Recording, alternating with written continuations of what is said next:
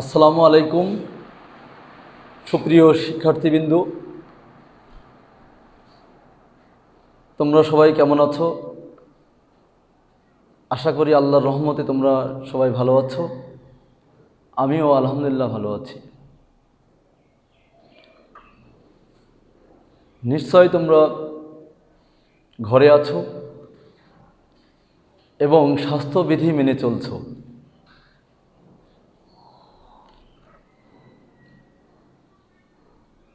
আমি মোহাম্মদ টিপু সুলতান,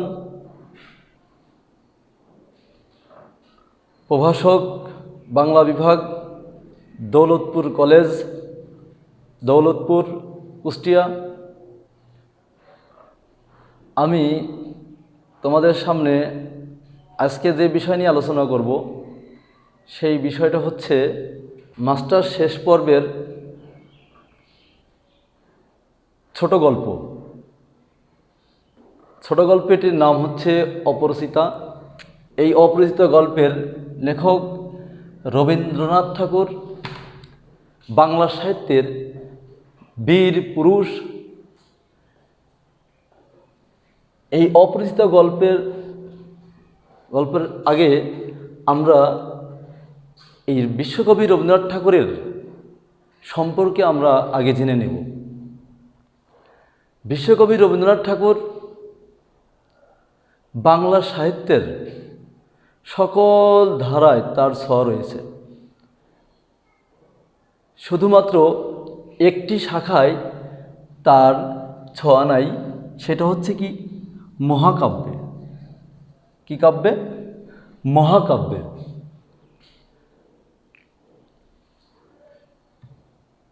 বিশ্বকবি রবীন্দ্রনাথ ঠাকুরের ছদ্মনাম ভানুসিংহ। বিশ্বকবি রবীন্দ্রনাথ ঠাকুর তার ছোট গল্প, তাকে বাংলা সাহিত্যের ছোট গল্পের ধারক, ছোট গল্পের জনকও বলা হয়। আমরা ছোট গল্প ধারক এবং ছোট গল্পের জনক বলছি, বাংলা সাহিত্যে তার হাতেই এই ছোট গল্পের জন্ম নেই।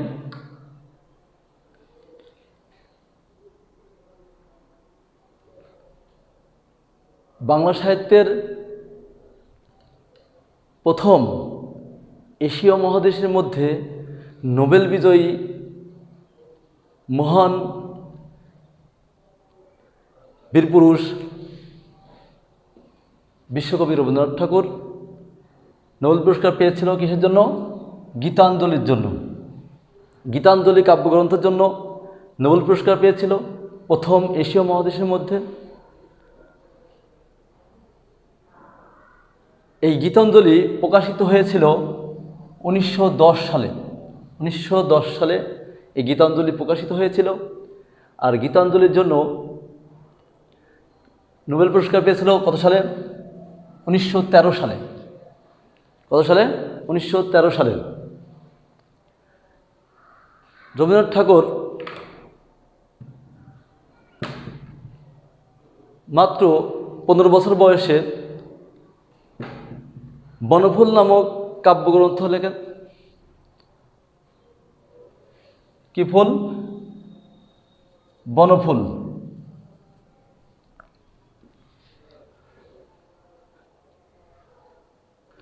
আর 16 বছর বয়সে তার প্রথম গল্প ভিখারিণী। 1282 বঙ্গাব্দে ভিখারিণী দিয়ে তার গল্প শুরু হয়।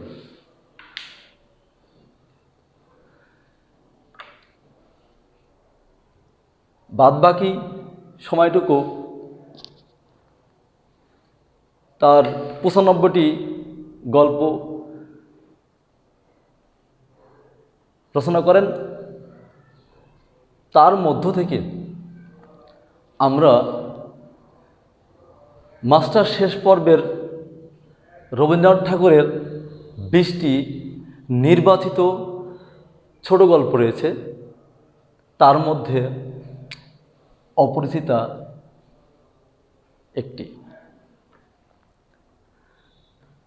আমরা এই অপরিচিতা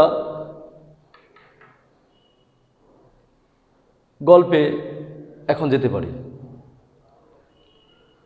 অপরিচিতা,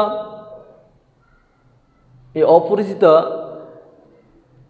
নামকরণের মধ্যেই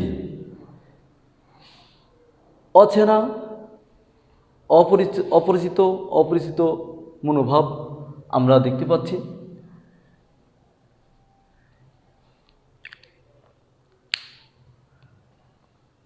অপরিচিতা গল্পের আমাদের খুব কাছের মানুষগুলোকে যদি আমরা কাছে না পাই, তাহলে অপরিচিত মনে হয়। আমরা এই অপরিচিতা গল্প পড়তে গিয়ে দেখব দুইটা চরিত্র, একটা হচ্ছে অনুপম, আর একটা হচ্ছে কল্যাণী। অনুপম এই অপরিচিত গল্পের কেন্দ্রীয় চরিত্র। ছোট গল্পের কিছু বৈশিষ্ট্য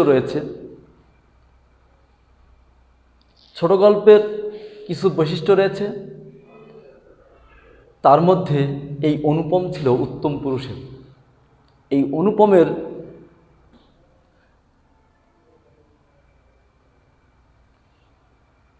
অনুপমের কথোপকথনের মধ্য দিয়ে এই অপরিচিত গল্পটি তুলে ধরা হয়েছে।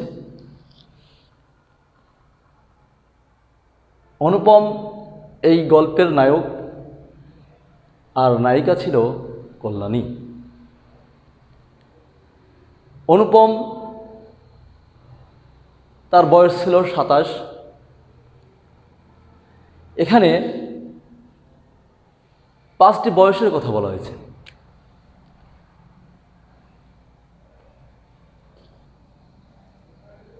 13, 15, 16, 23,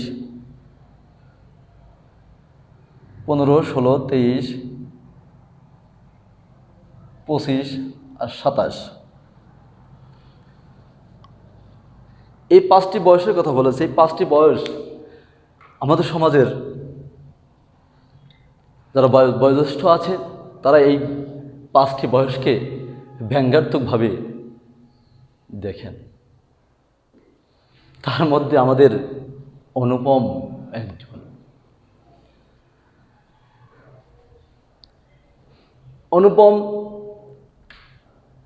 অনুপমের বাবা একসময় খুব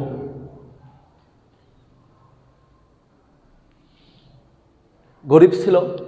পরবর্তীতে ওকালতি করে অনেক টাকা পয়সা রোজগার করে। অনুপমের মা খুব গরিব ঘরের মেয়ে।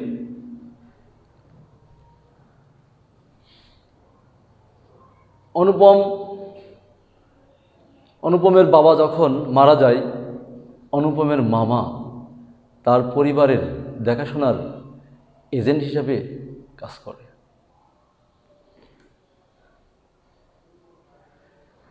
তার মামা অনুপম বিশ্ববিদ্যালয়ে পড়ুয়া।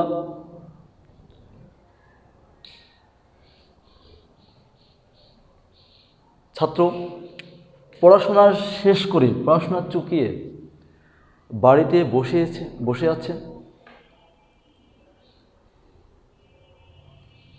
জমিদারিত্ব দেখাশোনা নাই।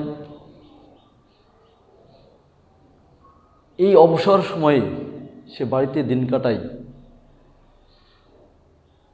খুব রোমান্টিক ছলে। কখনো সে তার পিছন থেকে দেখতে পাই না, শুনতে পাই নারীর কণ্ঠ। এই যে তার রোমান্টিকতা, এই অপ্রচলিত গল্প একদিকে রোমান্টিক গল্প বলা যায়।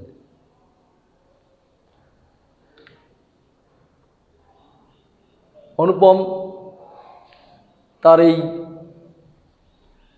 অবসর সময়ে সে সবসময় তার কানের কাছে নারীর কণ্ঠ, নারীর কণ্ঠের গান তার কানের কাছে বাজতে থাকে।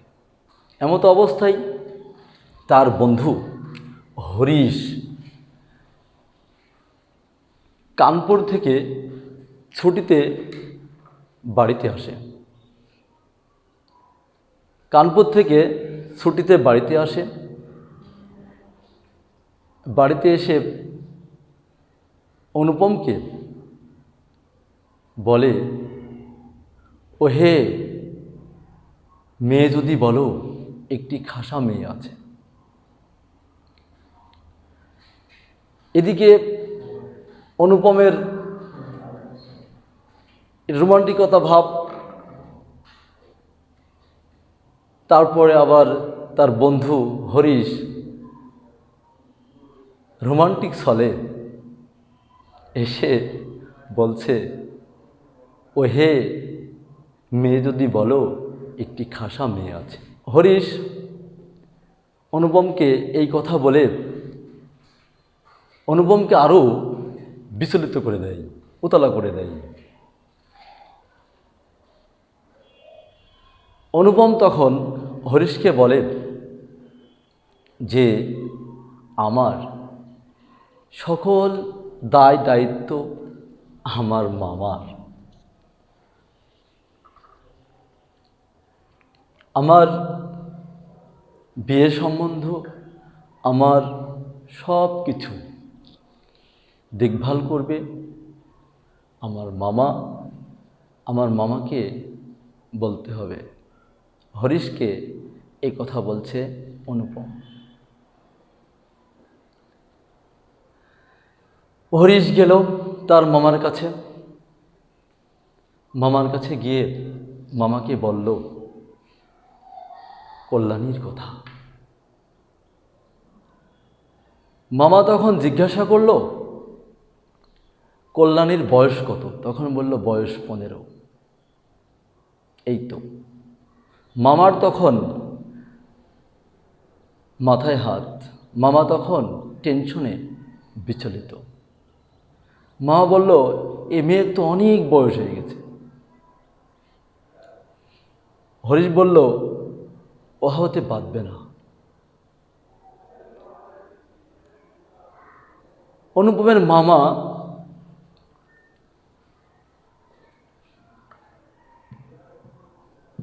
খুব লোভী ছিল।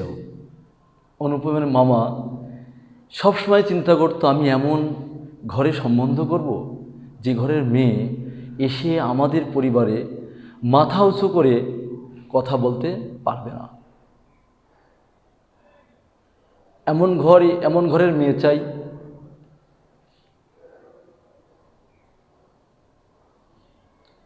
আবার গরিবও হবে না, বড়লোকও হবে না, একটু মধ্যবিত্ত টাইপের, যারা আমার ছেলেকে সব কিছু দিতে পারে। যাই হোক, বিয়ে ঠিক হয়ে গেল। এই কল্যাণীর বাবা শম্ভুনাথ বাবু ডাক্তার ছিলেন। শম্ভুনাথ বাবু যখন লোকালয়ে বসবাস করত তখন তার অনেক টাকা পয়সা ছিল। শম্ভুনাথ বাবু আস্তে আস্তে তার অর্থনৈতিক অবস্থা একটু দুর্বল হয়ে পড়ে। তখন এই লোকালয় থেকে সে, আমাদের এই গল্পে আমরা দেখেছি যে পশ্চিমে কোথাও গিয়ে বসবাস করে। তো যাই হোক, অনুপম শম্ভুনাথ বাবুর সম্পর্কে জানত। বিয়ে ঠিক হয়ে গেল। আশীর্বাদ। বিনু দাদা অনুপমের পিস্তুত ভাই এই বিনু দাদাকে আশীর্বাদ করার জন্য পাঠানো হলো। বিনু দাদা গেল কল্যাণীর বাসায়। এবার ফিরে এসে বিনু দাদাকে জিজ্ঞাসা করা হলো, মেয়ে দেখতে কেমন? অনুপমের মামা জিজ্ঞাসা করল। তখন সে বলল, মন্দ নহে বটে, খাঁটি সোনা। মন্দ নহে তবে খাঁটি সোনা বটে। এই বিনু দাদা চরিত্রটা এমন চরিত্র, এই বিনু দাদা মানুষটা খুব ভালো জিনিসকে সে বলতো মোটামুটি ভালো। যখন বিনু দাদা বলেছে চলবে, তখন বিয়ের আয়োজন শুরু হয়ে যায়। খুব ধুমধাম করে অনুপম অনেক বরযাত্রীর সাথে করে নিয়ে বিয়ে করতে যায়। বিয়ে করতে গেলে শম্ভুনাথের বাসা থেকে শম্ভুনাথ বাবু অভ্যর্থনা দিতে বের হয় না। এমত অবস্থায় অনুপমের মামা খুব রাগান্বিত হয়ে যায়। অনুপমের মামা রাগান্বিত হয়ে যাওয়ার পরে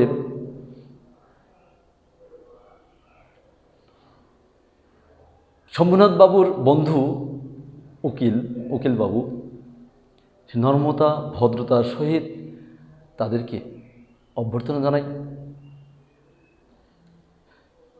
অনুপমের মামা তখন একটু শান্ত হয়।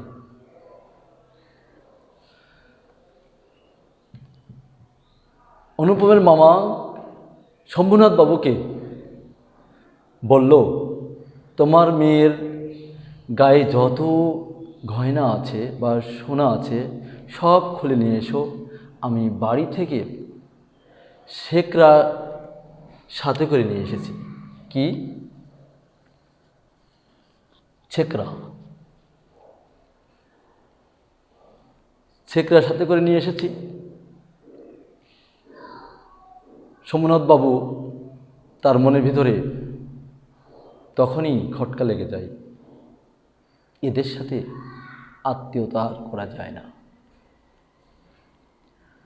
শম্ভুনাথ বাবু তার মেয়ের গায়ে থেকে সব গয়না খুলে নিয়ে আসলো, শেখরা হাতে দিল। শেখরা পরীক্ষা করতে শুরু করলো, দেখলো সবই খাঁটি সোনা। শুধু একটা জায়গায় কানের দুল, যেটা বিনু দাদা তার আশীর্বাদের জন্য দিয়েছিল, এই কানের দুলটা ছিল নকল সোনা। তখন শম্ভুনাথ বাবুর অনুপমের মামা জানতে পারে যে এই সোনাটা আমরা দিয়েছিলাম। তখন বলল, ঠিক আছে, বিয়ের কার্যক্রম শুরু করা যাক। অতি চালাক। শম্ভুনাথ বাবু বলল, বিয়ে নয়, আগে খাওয়া দাওয়া শেষ করা যাক। শম্ভুনাথ বাবুর এই মনোভাব অনুপমের মামা বুঝতে পারে নাই। অনুপমের মামা ভাবছে, বিয়ে হলো না, আবার খাওয়া দাওয়া, কি জানি বাবা।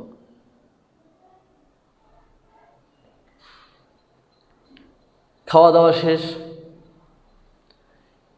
এদিকে শম্ভুনাথ বাবু তাদেরকে বলে দিল যে আপনারা এখন যেতে পারেন।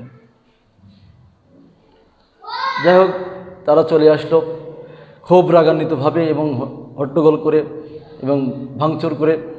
শম্ভুনাথ বাবুকে বলল যে আপনার মেয়ে কোথায় বিয়ে দিবেন, আমি দেখে নেব।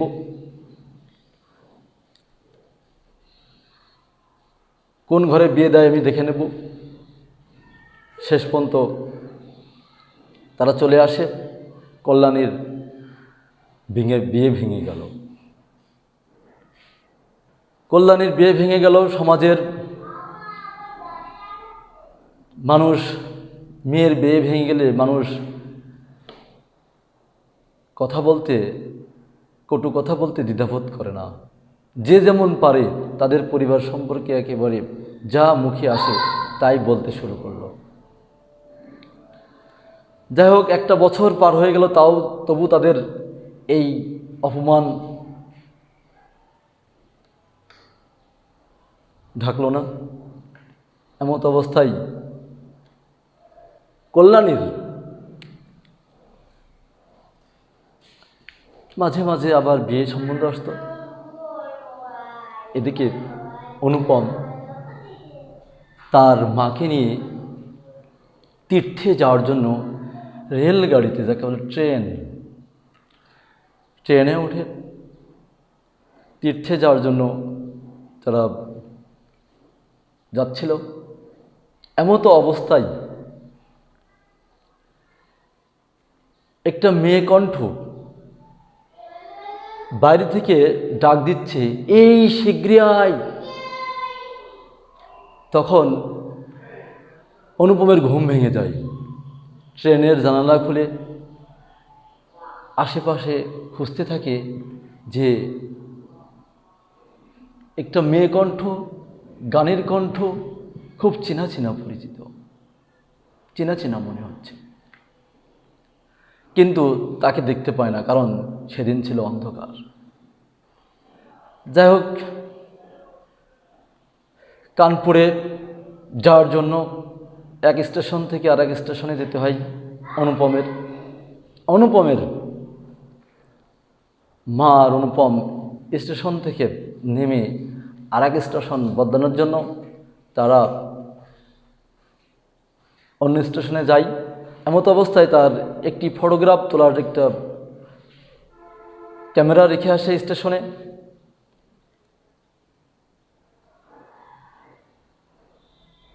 এদিক থেকে পাশে থেকে যখন তারা ফার্স্ট ক্লাস গাড়ি খুঁজছে, ফার্স্ট ক্লাস গাড়ি যখন পাচ্ছে না, তখন সেকেন্ড ক্লাস গাড়ির চিন্তা করতেছে। এমত অবস্থায় একটা মেয়ে কণ্ঠ তাদেরকে ডাকতেছে। আসলো অনুপম এবং অনুপমের মা,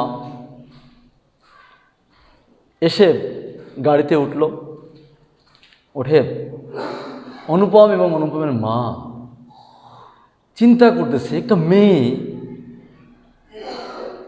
গাড়ি চালাচ্ছে, এত সুন্দর একটা মেয়ে। তো অনুপমের মায়ের খুব কিউরিওসিটি জাগে, মানে খুব কৌতূহল জাগে যে অনুপমের মা জিজ্ঞাসা করে, তোমার নাম কি মা? তখন বলে, আমার নাম কল্যাণী। তখন অনুপমের ভিতরে আবার সে 1 বছরের স্মৃতি আবার তার সামনে উকি দেয়। এবার আরও কিউরিওসিটি নিয়ে জিজ্ঞাসা করলো, তোমার বাবার নাম কি মা কল্যাণী? তখন বলল, আমার বাবার নাম শম্ভুনাথ বাবু। পেশা কি করেন? তখন বলল, ডাক্তারি। অনুপমের আর বুঝতে বাকি নেই যে আমার সে হারিয়ে যাওয়া কল্যাণী, যাকে আমি দেখতে পাই নাই, এই সেই কল্যাণী তখন খুব কল্যাণীকে পাওয়ার জন্য কল্যাণীর বাবার কাছে চলে যায়। তার মামার সকল বাধা নিষেধ উপেক্ষা করে কল্যাণীর বাবার কাছে কাকুতি মিনতি করে কল্যাণীর বাবাকে যদিওবা রাজি করেছিল, কিন্তু কল্যাণীর কাছে এসে কল্যাণীকে যখন বলা হয়, কল্যাণী তখন তাকে অ্যাভয়েড করে, বলে, আমি আর বিয়ে করব না। এটা আমার মাতৃ আজ্ঞা। অনুপমও মাতৃ আজ্ঞা দিয়েছিল তার মায়ের, মানে তার মাকে খুব ভালোবাসতো এবং তার মামাকে, তার মামা এবং মায়ের বাইরে কোথাও চিন্তা করতো না। কিন্তু কল্যাণী মাতৃগর্ভে মাতৃ আজ্ঞা যে দিচ্ছে, এই মাতৃ আজ্ঞা ছিল দেশপ্রেম, দেশ চেতনা। কারণ কল্যাণী তখন অনাথ শিশুদের নিয়ে শিক্ষকতা শুরু করে, দেশ সেবায় নিয়োজিত থাকে। তখন কল্যাণীকে বারবার বলে যে অনুপম বলে আমি তোমার বন্ধু হিসেবে থাকতে চাই। এই যে পরে কি যে হয়েছে, এই যে বন্ধু হিসেবে থাকতে চাই, কি হয়েছে পরবর্তীতে কি হয়েছে আমরা আর খুঁজে পাই নাই। এই যে ছোট গল্পের বৈশিষ্ট্য, যে শেষ হয়েও হইল না শেষ। ছোট গল্পের জনক এই রবীন্দ্রনাথ ঠাকুর তার বর্ষায় নামক একটা কবিতার লাইন দিয়ে বলেছিল, ছোট প্রাণ ছোট ব্যথা, ছোট ছোট দুঃখ কথা, সহস্র বিস্মৃতি রাশি প্রত্যহ যেতেছে ভাসি, তারই দু চারটি অশ্রুজল, নাহি বর্ণনার ছটা, ঘটনার ঘন ঘটা, নাহি তত্ত্ব নাহি উপদেশ, অন্তরে অতৃপ্তি রবে, সাঙ্গ করি মনে হবে, শেষ হয়ে হইল না শেষ।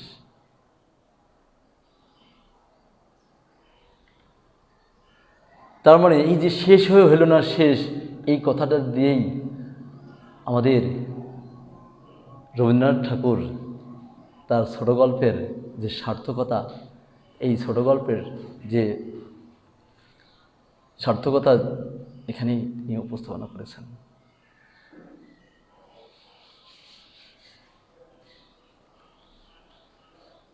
এছাড়াও আমাদের কুষ্টিয়া শিলাইদহ থেকে কিছু দূর হেঁটে গেলে পাবনা, পদ্মা নদী, সিরাজগঞ্জ, সাজাদপুর, এই শিলাইদহ বসে তিনি সোনার তরী আরও অন্যান্য কাব্যগ্রন্থ এখানে লিখেছিলেন।